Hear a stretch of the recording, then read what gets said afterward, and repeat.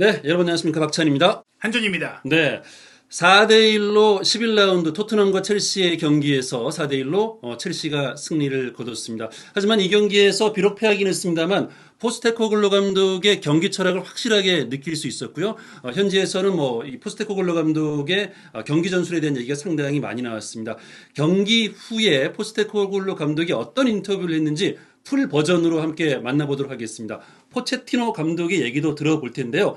먼저 현지에서는 4대1로 첼시가 토트넘을 상대로 승리를 거둔 이 경기가 정말 볼거리가 많았고 근래에 보기 드문 명승부였다는 얘기를 했습니다. 예, 사실 일방적인 결과로 볼 수 있겠지만 경기는 막판에 추가 시간에 두 골을 첼시가 추가로 넣은 거니까 굉장히 팽팽했었고요. 그리고 이제 패트리지 이너 페어트리라는 표현이 유명한 크리스마스 캐롤 곡인데 어떻게 보면 이제 우리식으로 표현하자면 소문난 단치에 먹을 게 많았던 주렁주렁 선물들이 많았던 경기인데 여기 그 요인들이 굉장히 많죠. 그렇습니다. 10골이 터져 나왔고요. 9번의 VAR 판독이 있었습니다. 그리고 5골은 또 취소가 됐어요. 네, 그래서 4대1이 된 거죠. 네. 니콜라스 잭슨이 올 시즌에 2골밖에 기록하지 못하면서 부진했는데, 자, 오늘 경기에서 본인의 프리미어리그 첫 해트트릭을 또 기록을 했고요. 토트넘이 정말 오랜만에 2명의 선수가 퇴장당하는 또 불운을 만나기도 했습니다. 근데 이제 2명의 부상 선수가 또 발생하기도 했고요. 네, 그것도 키 플레이어가 부상당했고요. 네, 그렇습니다. 그리고 아스널과 함께 이제 토트넘이 무패 행진을 달리던 팀이었는데 이번 라운드에서 무패 팀들이 다 사라지고 말았습니다. 예, 사실 아스널이 먼저 패배했기 때문에 유일한 무패 팀으로 토트넘이 남아 있었으나 결국에는 무패 행진이 이제 없게 됐고요. 그러면서 이날 경기에 없었던 게 딱 하나가 있죠. 네, 어떤 팬도 지루하지 않았다. 예, 네. 이게 대단한 것 같아요. 영팬 보워드라고 나오는데 예, 저는 이게 극명하게 포스테코글로 감독 축구를 드러낸다고 생각해요. 지금까지는 물론 이렇게 화끈한 축구로 무패를 달리면서 화제가 됐다면 졌음에도 불구하고 어느 누구도 포스테코글로 감독에게 비판을 하지 않고 실망하지 않고 아쉬워하지 않는다. 그 얘기는 축구가 결국에는 엔터테인먼트이고 사람들이 즐거우려고 보는 거잖아요. 어떻게 보면 현대 축구가 전술이 고도화되고 또 수비 전술도 나오고 조금은 지루해지고 압박에 대해서도 여러 가지 얘기들이 있었는데 포스테코글로 감독은 확실히 우리가 왜 축구를 보느냐, 왜 우리가 축구를 보고 어디서 뭘 얻어야 되냐를 느낄 수 있게 해준 그런 정말 좋은 철학을 보여준 게 아니냐 싶고요. 그렇기 때문에 스포츠 바이블에서는 NG볼은 미쳤다라고 표현을 할 정도로 정말 9명이 경기를 하는데도 전원 공격 축구, 라인을 끌어올리는 축구를 했는데 이에 대해서 포스테코글로 감독 본인은 경기 끝나고 어떤 이야기를 했는지 살펴보도록 하겠습니다. 네. 자, 영국 스카이 스포츠 인터뷰인데 제가 읽어드리겠습니다. 경기를 풀어가기 어려웠어요. 경기의 많은 부분이 통제불능 상태였기 때문에 경기를 분석하는 것은 거의 불가능했습니다. 결과는 실망스럽지만 선수들이 정말 자랑스럽습니다. 그들은 모든 것을 다했고 우리는 그것을 긍정적으로 받아들일 것입니다. 몇 번이나 동점골을 넣을 뻔했는데 거기서 또 선수들의 정신력을 볼 수 있었습니다. 하지만 오늘 너무 힘들었습니다. 이렇게 인터뷰를 했습니다. 정말 진이 빠지는 경기였고 힘들었고 결과는 분명히 이거는 실망스러울 수밖에 없어요. 4대1로 졌으니까. 하지만 여기서 중요한 바로는 선수들이 자랑스럽다라는 것이고 내가 주문했던 내가 원하는 대로 뛰었기 때문에 오늘 진 건 선수들의 잘못이 아니다라고 했고 오늘 진 이유는 경기의 많은 부분들이 통제 불가능한 상태였다. 퇴장 판정도 있었고 부상도 있었고 이거는 경기 중에 갑작스러운 변수잖아요. 그렇기 때문에 그로 인해 진 거지 우리의 게임 플랜이나 우리의 전술이나 우리 선수들 의 규율에는 문제가 없었다고 얘기했습니다. 그렇습니다. 자, 영국 스카이 스포츠의 인터뷰 계속해서 보도록 하겠습니다. VAR 판정이 굉장히 많이 나왔잖아요. 경기 흐름이 이제 계속 끊기는 장면들이 나왔는데 여기에 대해서 포스테코글로 감독이 또 인터뷰를 했습니다. 사실 예민한 부분이긴 한데요. 이것도 제가 읽어드리겠습니다. 심판의 판단을 받아들여야 해요. 그게 제가 잘한 방식입니다. 심판의 권위가 지속적으로 약화되면 경기는 더 이상 권위를 갖지 못하게 될 겁니다. 우리는 멀리 떨어진 TV 화면을 가진 누군가의 통제 아래에 있게 될 겁니다. 판단은 판단입니다. 26년 동안 저는 좋지 않은 판정을 많이 받았지만 유리한 판정도 많이 받았습니다. 이게 바로 현실입니다. 라고 얘기했습니다. 여기서 포스테코글로 감독이 하고 싶은 얘기는 사실 판정이 결과에 영향을 미칠 때마다 많은 감독들이 판정이 어떻다, 판정이 망쳤다, 심판이 막 비판을 해요. 근데 포스테코글로 감독은 솔직히 본인도 억울할 수 있고 화가 날 수 있겠지만 아니 심판을 인정하겠다. 왜냐? 심판의 권위가 떨어지면 이 경기, 축구의 권위가 떨어지는 것이다. 그러니까 우리 모두 존중하자. 다만 여기서 한 가지 다른 게 있어요. 우리가 멀리 떨어진 TV 화면의 누군가, 즉 경기장 위에 있는 심판을 존중하자. VAR에 의존하는 상황을 계속해서 만들지 말자. 요걸 얘기하고 있는 것 같아요. 네, 심판의 결정이 옳든 그르든 존중할 것이다. 경기 진행 방식이 마음에 들지 않았습니다. 우리가 매주 판정에 대해 불만을 제기하면 모든 판정이 법의학적으로 확인되고 매 경기마다 무슨 일이 일어나고 있는지 파악하기 위해 오랫동안 앉아 있어야 하기 때문에 일부는 좀 자초한 일입니다. 저는 이 방식이 마음에 들지 않지만 계속 그렇게 하라는 말을 듣기 때문에 아마 외딴 곳에 있는 것 같습니다. 저는 너무 구식이라서 심판의 결정이 옳든 그르든 존중할 겁니다. 하지만 경기는 그렇게 흘러가고 있습니다. 이 얘기가 VAR에 대한 비판이에요. 앞서 말씀드린 대로 심판이 눈으로 본 것이 틀렸더라도 난 존중하고 싶은데 우리가 자꾸 심판 판정에 불만을 제기하니까 결국에는 VAR이 생겼고 VAR이 생기니까 우리가 경기하다가 계속 멈추고 기다리고 네. 이런 상황이 돼야 된다. 그래서 오늘 경기 진행 방식에 마음에 들지 않았던 부분은 바로 VAR이 너무 많이 진행돼서 추가 시간도 늘어나고 경기의 맥이 끊겼다. 이걸 좀 가장 안타까워했던 포스테코글루 감독입니다. 네. 자, 메디슨 선수가 또 이제 부상을 당했는데요. 메디슨 선수 이제 부상 후에 교체에 대한 얘기도 했는데요. 좀 어떤 내용인가요? 이 얘기는 어떻게 보면 로메로가 퇴장당한 이후에 존슨을 빼고 다이어를 투입하면서 수비 숫자를 늘렸잖아요. 네. 그런데 전반 추가 시간에 메디슨과 판더벤이 부상이긴 했지만 공격형 미드필드 빼고 호이비에르와 에메르송 로얄을 투입한 것은 지금까지 포스테코글루 감독이 보여왔던 공격 축구의 철학과는 달리 조금 수비적인 선수를 많이 투입하게 된 거잖아요. 네. 그에 대해서 메디슨을 뺀 거는 일단 발목을 접질렸기 때문에 잘 뛸 수가 없었기 때문이고 이미 한 명이 퇴장당해서 수적 열세다. 그렇기 때문에 변화를 줬어야만 했다. 그 자리에 그대로 공격적인 선수를 투입하기가 쉽지 않았고 다만 이제 공격적인 선수를 투입하지 않았다고 해도 라인을 높이고 그러니까 공격적인 방향성은 유지를 했기 때문에 포스테코글루 감독의 전략은 메디슨의 부상으로 어쩔 수 없었다라고 이제 설명을 한 것입니다. 네. 자, 우리는 5명만 남아도 계속 이 스타일을 구사할 것이다라고 얘기를 했는데 어떤 내용이냐면요. 제가 여기 있는 이 경기 끝나고 나서 이제 그 하이라인에 대한 얘기를 한 거잖아요. 9명이 싸웠는데 11명을 상대로 계속 공격적으로 라인을 끌어올리는 게 말이 되냐? 예. 이런 평가가 있었는데 이게 바로 우리입니다. 제가 여기 있는 한 그런 스타일을 계속 고수할 겁니다.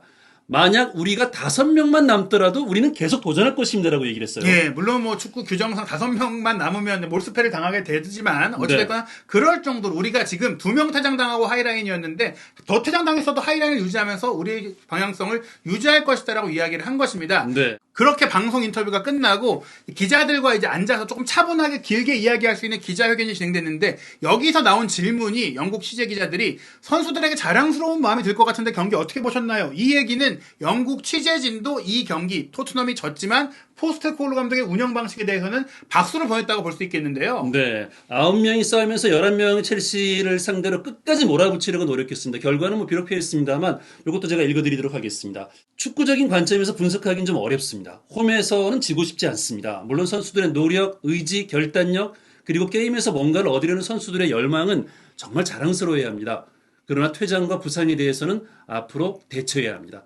아마 다가올 며칠 동안 그 문제를 다뤄야 할 것 같습니다. 라고 얘기했어요. 예, 즉 이날 경기 결과 아쉽지만 어쨌든 선수들이 보여줬던 노력과 열망, 태도는 좋았다. 다만 이제 퇴장으로 빠진 선수, 부상으로 빠진 선수들이 있으니까 그에 대해서 며칠 동안 이제 고민을 해보겠다라고 했어요. 즉 이날 경기에 보여줬던 그 약간 기형적인 방식은 경기 중에 일어난 일이니까 그렇게 한 거고 아마 네. 앞으로는 그렇게 운영하진 않을 것 같다. 다만 이제 경기를 공격적으로 한다는 것은 유지하되 어떻게 그 방식으로 이길까를 지켜볼 것 같은데 가장 중요한 게 이 부상자인 것 같습니다. 그렇습니다. 이 판더펜 선수가 뭐 저희들이 그전에도 말씀을 드렸습니다만 이 라인을 끌어올리는데 굉장히 중요한 역할을 하는 선수잖아요. 이 선수가 상태가 어떤지 좀 궁금해서 물어봤는데요.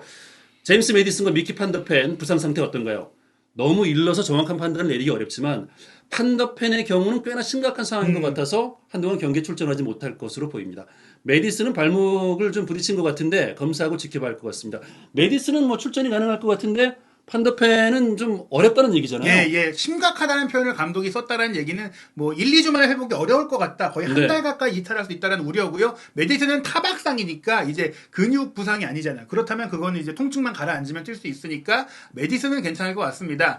다만 이제 문제는 판더펜도 부상이지만 로메로가 퇴장을 당했고 또 로메로에 대해서는 올 시즌에 계속해서 이제 포스테코글루 감독이 부주장으로 선임하기도 했고 칭찬도 많이 했는데 이번 경기에 사실은 크게 졌을 때 포스테코글루 감독에 대한 평가는 좋아요. 근데 로메로에 대해서는 정말 혹평이 쏟아지고 있잖아요. 그렇습니다. 평점도 1점밖에 받지 못했고 포스테코글루 감독이 이끄는 경기에서 첫 패배를 당했는데 로메로의 퇴장이 좀 결정적으로 보였거든요. 자, 어떤 내용인지 한번 읽어드리겠습니다. 이번 시즌에 로메로에 대해 많이 칭찬했는데 오늘 레드카드를 받아서 당혹스럽지 않았나요? 근데 감독은 아니요. 로메로는 강한 플레이라는 선수고 그건 그의 장점 중 하나입니다. 오늘 그의 태클이 과했다는 판정이 났고 그냥 받아들이고 우린 그에 대처해야 합니다라고 얘기했어요. 사실 아주 쿨한데요. 이제 로메로가 노골적으로 발목을 노리고 들어갔던 태클은 아니었어요. 네. 왜냐면 VAR을 통해서 물론 이제 공이 처리된 이후에도 발목을 가격을 했으니까 그게 이제 퇴장에 나온 것을 뭐 오심이다, 뭐 편파 판정이다 이렇게 말씀드릴 수는 없지만 로메로가 공을 걷어내려는 의도를 갖고 공을 먼저 처리하고 태클이 들어갔고 그게 과했다라는 것이지 로메로가 뭐 이성을 잃었다거나 뭐 미친 행동을 했다거나 그건 아니다라고 이제 포스테코글루 감독도 조금은 두둔을 해준 것 같고요. 뭐 네. 감독으로서 그런 것 같고 그리고 사실 포스테코글루 감독도 감독으로서 심판을 존중해야 된다고 했지만 이날 또 경고를 받았거든요. 왜 경고를 네. 받았는지도 본인이 소개를 했어요. 네, 감독님 왜 경고 받으셨나요? 가까이서 옵사이드를 볼 수 있는 상황에서 부심이 깃발을 올리지 않았다고 생각했어요. 그때 제가 테크니컬 에리어 바깥으로 나간 것 같습니다. 뭐 공정한 판단이었습니다라고 얘기를 했습니다. 나는 경고 받은 거 인정한다. 네. 나는 이제 판정에 조금 이제 불만을 갖긴 했는데 그 영역을 내가 나갔으니까 받아도 괜찮다. 뭐 퇴장당한 건 아니니까요. 옵사이드 보려고 이렇게 하다 보니까 내가 테크니컬 에리어 나간 것 같은데 예. 뭐 그러면 당연히 뭐 경고 나오는 거죠. 이렇게 인정한 거죠. 예. 서두에 말씀드린 대로 정말 미친 경기였잖아요. 네. 토트넘 첼시의 경기 중에서도 역대급 경기라고 이제 얘기가 나오고 있는데 그에 대해서 이 정도 미친 경기를 감독님도 경험해 본 적이 있냐요라고 질문하니까 그에 대한 또 답변이 걸작이었어요. 그렇습니다. 정말 오늘은 그야말로 크레이지한 경기인데 그동안 이런 미친 경기를 경험한 적 있나요? 라고 포스테코글루 감독에게 물어봤는데요. 아니요, 없습니다. 하지만 이런 경기가 앞으로 평범해질 겁니다. 경기가 나아가는 방향이기 때문이죠. 이건 무슨 얘기인가요? 질문에 대한 답이 중의적인 것 같아요. 미친 경기가 저희 봤을 때는 긍정적인 의미의 미친 경기였는데 또 다른 부정적인 의미로 봤을 때는 VAR 판정이 너무나 많았다는 얘기예요. 그래서 네. 이게 제가 해석하기로는 내가 이런 그 화끈한 경기를 하는 것도 흔해질 것이지만 이렇게 VAR을 보는 것도 흔해질 것이다. 이건 부정적인 부분. 경기가 나아가는 방향, 축구의 앞으로의 향후 발전상이 VAR의 개입이 늘어나고 있다. 그래서 이게 안타깝다. 전에도 내가 말했지만 서서 판정을 기다리는 게 마음에 들지 않는다. 네. 옛날의 축구는 빠르게 경기가 진행돼서 심판이 결정하면 뭐 그게 맞든 틀리든 그냥 다시 경기를 진행을 했는데 지금은 그 판정이 옳은지 틀린지 한 몇 분을 기다리고 VAR 체크를 2, 3분을 기다리면 몸도 식고 열정도 식고 템포도 식으니까 그게 마음에 안 든다. 그래서 나는 오심을 받아들이고 싶다. 차라리 이런 얘기를 한 게 이제 앞에 나왔던 것과 같은 얘기입니다. 그래서 네. 저희가 이제 미친 축구를 긍정적으로 볼 수도 있지만 이 미친 축구를 VAR이 많다는 걸 봤을 때는 부정적으로 본 그 포스테코글루 감독의 발언이죠. 네. 그렇다면 이는 무엇을 의미할까요? 경기 도중 선수들이 서 있는 시간이 많아질 것이고 그런 것을 의미합니다. 저는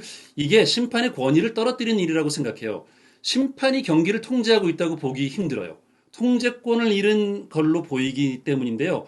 그러나 이제 경기가 이게 또 진행되는 방식이기 때문에 이를 또 받아들이고 대처할 수밖에 없다. 이런 얘기네요. 즉 심판이 판정을 최종으로 내리지 못하는 상황이다. VAR의 판단을 이제 받게 되니까 심판이 통제를 못한다는 얘기인데 글쎄 이거는 좀 이제 어떻게 보면 갑론을박이 있을 것 같아요. 네. 심판이 또 오심을 줄이는 것도 중요한 부분이니까 적절하게 운영하는 게 좋지 않을까 싶습니다. 네. 일각에서는 이제 최근에 프리미어리그 심판들의 오심이나 이제 어떻게 보면 이제 자질 문제가 커지니까 일부에서 이제 프리미어리그 감독들이 이제 지도자들이 심판들에게 축구를 가르쳐줘야 되는 거 아니냐, 판정하는 네. 법을 가르쳐줘야 되는 거 아니냐 이런 정도까지 얘기가 나왔는데 이에 대해서 포스테코글루 감독은 또 함께 심판을 비판한 게 아니라 조금 멋지게 또 대응을 한 것 같아요. 그렇습니다. 마지막 부분을 좀 읽어드리면 요즘 심판이 경기를 심판하는 것은 너무 어렵다고 생각합니다. 심판들이 참 힘든 일을 하고 있다는 얘기잖아요. 예. 심판의 권한이 점점 줄어들고 있죠. 저는 심판들을 좀 무서워하면서 자랐어요. 경찰 같았거든요.